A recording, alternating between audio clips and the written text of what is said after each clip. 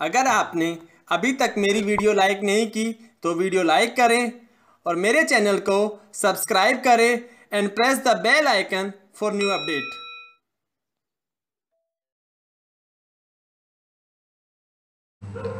Welcome to my YouTube channel. I am Tarun from Government Polytechnic Adapur Badayu. Today in this video lecture, I will discuss about the question paper solution of December 2019 of the Applied Physics First for the first semester diploma student. Means जो बच्चे first semester में हैं, जिनको applied physics first का paper देना है, उनके लिए लास्ट ईयर का जो ऑब्जेक्टिव क्वेश्चंस थे, जो क्वेश्चन नंबर फर्स्ट है, उसका सॉल्यूशन हमें यहाँ पर डिस्कस करना है। तो सबसे पहले देखते हैं कि जो क्वेश्चन नंबर 1 है उसमें कितने क्वेश्चंस होते हैं और कितने आपको करने हैं। टोटल क्वेश्चंस आपको 12 मिलेंगे, 12 क्वेश्चन मिलेंगे और आपको कोई 10 क्वेश्चन करने हैं। हर क्वेश्चन एक नंबर का होगा, 10 × 1 = 10। तो जो 12 क्वेश्चन हैं, हम 12 के 12 का सॉल्यूशन यहां पर करेंगे। जो क्वेश्चन लास्ट ईयर मींस दिसंबर 2019 में जो क्वेश्चन पेपर आया था, वे same question as it is question हमने यहां पर सॉल्व किए हुए। तो 1 बाय 1 उन्हीं क्वेश्चंस को आपको देखना है। तो पहले क्वेश्चन से स्टार्ट करते हैं। पहला क्वेश्चन है FPS stand for, means FPS का पूरा नाम क्या है। तो FPS के अगर मैं नाम की बात करता हूं तो फुल फॉर्म आपको लिखनी होगी। 3 ऑप्शंस आपको दिए गए हैं। ये एक सिस्टम है। आपने MKS, SIA, FPS और CGS, ये इन सिस्टम्स के बारे में आपने स्टडी किया होगा। किसी भी चीज को अगर आप मेजर करते हैं तो अलग अलग मेजरमेंट, अलग अलग सिस्टम बने हुए हैं। कि लंबाई को सेंटीमीटर में मेजर करना है तो सेंटीमीटर CGS सिस्टम यूज करते हैं। लंबाई को फीट में अगर यूज करना है तो हम लोग FPS यूज करते हैं। मीन्स इसका जो आंसर है वो फुट पाउंड सेकंड है। मतलब लंबाई को आप फीट में मेजर करेंगे, जो वेट है उसको पाउंड में मेजर करेंगे, जो टाइम होगा उसको सेकंड में मेजर करेंगे। इस टाइप के सिस्टम को FPS सिस्टम बोलते हैं। MKS, SI, CGS इस टाइप के कुछ सिस्टम्स होते हैं। तो इसका जो आंसर होगा वो इसका आंसर सेकंड है। बस आपको आंसर लिखना होता है क्योंकि 1 नंबर का क्वेश्चन है। सेकंड है CGS सिस्टम के अंदर श्यानता जो गुणांक है, विस्कोसिटी का आपको मात्रक लिखना है। CGS एक ऐसा सिस्टम है जिसके अंदर लंबाई को आप सेंटीमीटर में, जो द्रव्यमान है उसको ग्राम में, टाइम को सेकंड में नोट करते हैं। तो अगर हमें इसका मात्रक लिखना है श्यानता, एक्चुअली में एक लिक्विड में प्रॉपर्टी एक चैप्टर है हमारे यहाँ पर कि जब कोई भी पानी या किसी भी लिक्विड का जब फ्लो होता है तो पानी कुछ देर के बाद रुक जाता है। श्यान बल के कारण ऐसा होता है क्योंकि विभिन्न लेयर्स, विभिन्न जो परतें हैं पानी की या किसी भी लिक्विड की, उनके बीच एक फोर्स काम करता है जिसको हम लोग श्यान बल कहते हैं। तो यहाँ पर इसका जो मात्रक होगा वो पॉइस होगा। आपको सिर्फ मात्रक लिखना होगा। सेकेंड क्वेश्चन कंप्लीट होता है। तीसरा, 1 न्यूटन की डेफिनेशन आपको बतानी थी। तो 1 न्यूटन, ये क्वेश्चन नंबर क्या C है। तो न्यूटन की डेफिनेशन अगर आपको बताना, एक फॉर्मूला होता है F = ma। तो अगर आपको फॉर्मूला बनाना है, F न्यूटन क्या है, बल का मात्रक है। तो अगर आप A भी 1 कर दें और द्रव्यमान भी 1 कर दें, मीन्स 1 किलोग्राम ले द्रव्यमान और जो एक्सेलरेशन है वो 1 मीटर/सेकंड स्क्वायर ले, तो इस केस में जो बल आएगा वो कितना आएगा, 1 न्यूटन आएगा। मीन्स अगर कभी किसी भी वस्तु पर जिसका द्रव्यमान कितना हो, 1 किलोग्राम हो, और जहां पर एक्सेलरेशन जो त्वरण है वो कितना हो, 1 मीटर/सेकंड स्क्वायर हो, तो वहां पर जो बल होगा उसको हम लोग 1 न्यूटन बोलते हैं। अब नेक्स्ट क्वेश्चन होगा परसेंटेज एरर से। 2 टाइप की एरर है। अगर आप किसी मास को मेजर करते हैं तो 1% की गलती होती है, और वेलोसिटी को मेजर करते हैं तो 3% की गलती होती है। तो मोमेंटम के लिए पूछा हुआ है। तो मोमेंटम का जो फॉर्मूला है वो P = m × v होता है। अगर आप मोमेंटम का फॉर्मूला जानना चाहते हैं तो m × v। अब परसेंटेज एरर कैसे निकलेगी, यहां पर आप इसका log लेंगे तो Δm/m × 100 प्लस ΔV और डिवाइडेड बाय v और इंटू 100। ये एक फॉर्मूला हो जाएगा परसेंटेज एरर का। अब ये क्या है, ये कितना गिवन है, 1 दिया हुआ है, और वेलोसिटी में जो एरर है वो कितना है, 3 है। तो इसका आंसर कितना हो जाएगा, 1 + 3 = 4 आ जाएगा इसका आंसर। ये हम लोग ऐसे परसेंटेज एरर निकालते हैं। अब जो दाब है, जो प्रेशर है, उसका V में सूत्र लिखना है। दाब की जो परिभाषा है वो एकांक क्षेत्रफल पर लगने वाला बल, force per unit area equals to pressure. Force per unit area means एकांक बल पर, एकांक एरिया पर लगने वाला बल दाब कहलाता है। तो अगर आप उसका डायमेंशनल फॉर्मूला आपको निकालना है तो आपके बल और आपको क्षेत्रफल लिखना होगा। जो बल होता है वो MA होता है, M किलोग्राम के लिए आएगा, A मीटर पर सेकंड स्क्वायर के लिए आएगा, एरिया आप मीटर स्क्वायर में मेजर करते हैं। तो आप इसको MLT की फॉर्म में लिखेंगे, मास के लिए M आएगा, लेंथ के लिए L आएगा, सेकंड के लिए T, तो T -2 हो जाएगा, ऊपर जाएगा, और मीटर स्क्वायर के लिए क्या आएगा, L स्क्वायर, ये ऊपर चला जाएगा। तो -2 है और एक L से L कैंसिल हो जाएगा, तो ML -1 और T -2, ये इसका आंसर होगा। तो इसका डायमेंशनल फॉर्मूला है किसका, दाब के लिए।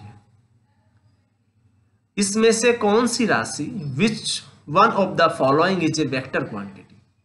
दो टाइप की राशियां होती है, सदिश राशि और अदिश राशि। जिन राशियों को रिप्रेजेंट करने के लिए डायरेक्शन की जरूरत होती है उसको सदिश बोलते हैं, और जिसको रिप्रेजेंट करने के लिए डायरेक्शन की जरूरत नहीं होती उसको अदिश राशि बोलते हैं, स्केलर क्वांटिटी बोलते हैं। तो यहाँ पर तीन क्वांटिटी है, वर्क, मोमेंटम और स्ट्रेस, कार्य, संवेग और प्रतिबल। इसमें जो मोमेंटम को अगर आपको रिप्रेजेंट करना होगा तो आपको उसकी डायरेक्शन भी बतानी पड़ेगी। कार्य आप सिंपल बता सकते हैं, स्ट्रेस भी आप सिंपली बता सकते हैं विदाउट डायरेक्शन। तो इसमें जो इसका आंसर होगा वो मोमेंटम। अब क्वेश्चन है कि right the relationship between linear and angular momentum. रेखीय संवेग और कोणीय संवेग में संबंध बताना है। रेखीय संवेग जो लीनियर मोशन में काम आता है, स्ट्रेट मोशन में काम आता है, कोणीय संवेग जो सर्कुलर मोशन होती है वहां पर काम आता है। तो रेखीय संवेग का जो फॉर्मूला है वो P = m × V है। जो एंगुलर मोमेंटम होता है वो रेखीय संवेग इंटू जो पोजीशन वेक्टर है, जो डिस्टेंस है, उससे आप उसको मल्टीप्लाई करते हैं। तो L = P × R। तो P को आप m × V भी लिख सकते हैं, लीनियर मोमेंटम में संवेग है, और यहाँ पे इसको अगर आप सिंपली लिखें तो M, V और R। अगर 90 डिग्री है, मतलब अगर आप डायरेक्शंस को कंसीडर नहीं करते तो यहाँ पर इसका जो फॉर्मूला बनेगा वो आएगा MVR। नेक्स्ट क्वेश्चन होगा, a particle is moving with a linear velocity 3 metre per second and circle of the radius is 12 centimetre. आपको एंगुलर वेलोसिटी निकालनी है, कोणीय वेग निकालना है। तो कोणीय वेग का फॉर्मूला है V = R × ओमेगा। तो क्या क्या गिवन है, R भी गिवन है और ओमेगा भी गिवन है। R कितना है, रेडियस है 12 सेंटीमीटर, और जो स्पीड है वो, जो वेलोसिटी है वो 3 मीटर पर सेकेंड स्क्वायर। बस यहाँ पे थोड़ा क्या चेंज करना है कि जो रेडियस है वो सेंटीमीटर में दी गई है, और हम यहाँ पर MK सिस्टम स्टडी कर रहे हैं, SI सिस्टम स्टडी करते हैं, तो वहां पर आपको मीटर में लेना होगा। तो आपने रेडियस को क्या किया, इसको मीटर में आपने चेंज कर लिया।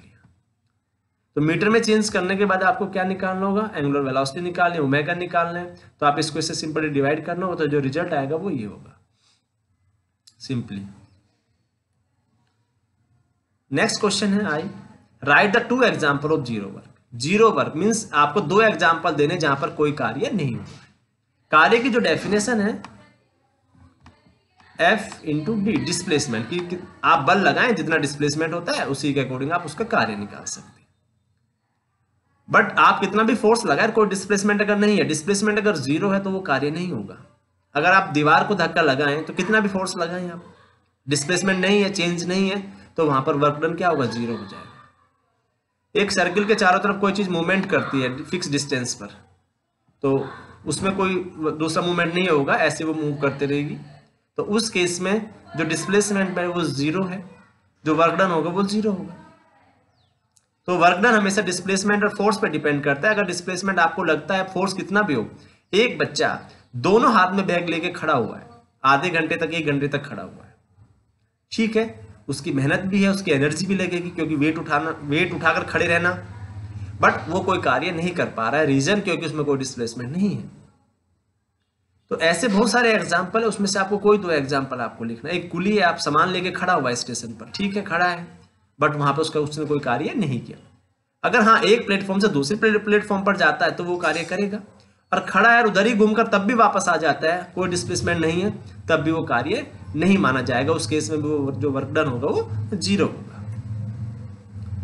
Right the formula of power and its unit. Power जो शक्ति है उसका मात्रक आपको बताना है, सूत्र बताना है। तो जो पावर है, वर्क डन और डिवाइडेड बाय टाइम होता है, वर्क पर टाइम आप। तो वर्क डिवाइडेड बाय टाइम की अगर मैं बात करूं तो जो कार्य है, जो वर्क है, उसकी जो यूनिट है, जो मात्रक है वो जूल होगा और समय का जो मात्रक है वो सेकंड होगा। तो फॉर्मूला जो बनेगा P बराबर W अपॉन जो T है, इसको जूल पर सेकंड भी कह सकते हैं और शॉर्ट में इसको वॉट भी बोलते हैं। 2 किलोवाट, 1 किलोवाट, 1 वाट, इस तरीके से हम अपनी लैंग्वेज में पावर को डिफाइन करते हैं। राइट द नेक्स्ट क्वेश्चन है, right the relationship between the momentum of inertia for the rotational kinetic energy. Means घूर्णन गतिज ऊर्जा या कोणीय गतिज ऊर्जा और जड़ आघूर्ण के बीच आपको एक संबंध बताना है, ये समझिए। अब जो कोणीय गतिज ऊर्जा है, rotational kinetic energy, simple energy तो आप जानते हैं, हाफ mv² होती है। ये सिंपल जब हम कोई मोशन करते हैं उसमें ये काम आता है, हाफ mv²। बट कोणीय गतिज ऊर्जा में आपको क्या देखना है कि जब कोई चीज ऐसे गति करते हैं सर्कल में, तो वहां पर कौन सी गति एनर्जी होगी, गोल वाली में कोणीय गतिज ऊर्जा होगी। बट सर्कुलर मोशन के अंदर अगर मैं इसी तरीके से फॉर्मूला आपको बताऊं कैसे शॉर्टकट बनाना होगा, हाफ तो एज इट इज रहेगा, कांस्टेंट है। जो लीनियर मोशन है वहां पर मास होता है, और जो सर्कुलर मोशन होता है, जो मास का रोल वहां पर कौन प्ले करता है, मोमेंट ऑफ इनर्शिया, जड़त्व आघूर्ण प्ले करता है। जो काम द्रव्यमान का सीधी गति के अंदर है, रेखीय गति के अंदर है, वो सेम काम जड़त्व आघूर्ण का कोणीय गति के अंदर होता है। आई वी क्या है, रेखीय वेग। रेखीय वेग सीधी गति में काम आता है, बट अगर आप कोणीय गति की बात करते हैं, रोटेशनल मोशन की बात करते हैं, तो वहां पर कोणीय वेग होता है, और कोणीय वेग को हम ओमेगा से रिप्रेजेंट करते हैं। तो ये मीन्स दोनों फॉर्मूले आपस में रिजेंबल करते हैं, समानता रखते हैं। लीनियर और जो एंगुलर सिस्टम है, दोनों में कुछ ना कुछ समानता जरूर होती है। तो यहाँ पर जो फॉर्मूला बनेगा वो बनेगा हाफ आई ओमेगा²। आई जड़त्वाघूर्ण है और ओमेगा जो है वो कोणीय वेग है। तो ये सिंपल रिलेशनशिप थी जो रोटेशनल काइनेटिक एनर्जी और मोमेंटम ऑफ इनर्शिया के बीच में। जूल और कैलोरी के बीच आपको संबंध बताना। जो कार्य हम करते हैं वो जूल में करते हैं, जो एनर्जी है हम कैलोरी में लेते हैं। जो खाना हम खाते हैं वो कैलोरी में खाते हैं, और जब हम काम करते हैं तो वो जूल में करते हैं। बट जूल और कैलोरी आपस में एक दूसरे का इंटरचेंज की जा सकते हैं, बदली जा सकती हैं। ये एक रिलेशन है कि 1 कैलोरी बराबर 4.18 जूल है। मीन्स 1 कैलोरी आप इतना एनर्जी लें, किसी भी खाने से आप लें, जितने भी खाने के रैपर्स होते हैं उसमें लिखा होता है कि इसको खाने से कितनी एनर्जी आपको मिलेगी। इतनी एनर्जी आप लीजिए, इतना काम आप कर सकते हैं। तो कैलोरी को जूल में, जूल को कैलोरी में बदला जा सकता है। ये जो क्वेश्चंस थे, ये क्वेश्चंस लास्ट ईयर दिसंबर 2019 में जो क्वेश्चन पेपर था, सीक्वेंशियली वहीं से कॉपी किए गए हैं, कोई अलग से क्वेश्चन नहीं बनाए गए। इसी क्वेश्चन पेपर से यहां से कॉपी किया, एक एक क्वेश्चन आप यहां से नोट कर सकते हैं। ये लास्ट ईयर दिसंबर 2019 का पेपर है। तो सारे स्टूडेंट्स इस क्वेश्चंस को आप यहां से भी दोनों लैंग्वेज में देख सकते हैं, हिंदी में भी और इंग्लिश में भी। और अभी मैंने इस लेक्चर में यहां तक कंप्लीट किया है, यहां तक। क्वेश्चन नंबर 2, 3 और 4 और 5 अभी पेंडिंग है। जो नेक्स्ट लेक्चर आएगा उसमें मैं इन सब जो क्वेश्चंस हैं, क्वेश्चन 2 और 3, उन सबको कवर करने की कोशिश करूंगा। इस लेक्चर के अंदर क्वेश्चन नंबर 1 को ही कवर किया हुआ है, बट आप अपने रेफरेंस के लिए क्वेश्चंस को आप नोट कर सकते हैं कि किस चैप्टर से कौन सा क्वेश्चन आया है, वो कितना इंपॉर्टेंट है। ये क्वेश्चन नंबर 5 तक है। तो ये सब दोनों ही लैंग्वेज में आपको मिलेगा, हिंदी में भी और इंग्लिश में भी मिलेगा। सारे स्टूडेंट्स इन क्वेश्चन को एटलीस्ट नोट जरूर कर लें, ताकि अगली बार जब भी आप एग्जाम देने जाएं तो कम से कम जो इंपॉर्टेंट क्वेश्चंस थे, किस चैप्टर से आते, कैसे आपको लिखना होता है, ये आइडिया लेना बहुत ज्यादा जरूरी है। और thank you for watching this video. अगर आपको ये सॉल्यूशन पसंद आया होगा तो कमेंट बॉक्स में कमेंट कीजिए। इस बार मैंने स्पेशल हिंदी में लिखने के बाद सिस्टमैटिक की कुछ बच्चे जो यूपी बोर्ड के हैं उनके लिए स्पेशल एक एक पेज पर इन स्लाइड को बनाया और तभी उसको मैंने इसमें पेस्ट किया है।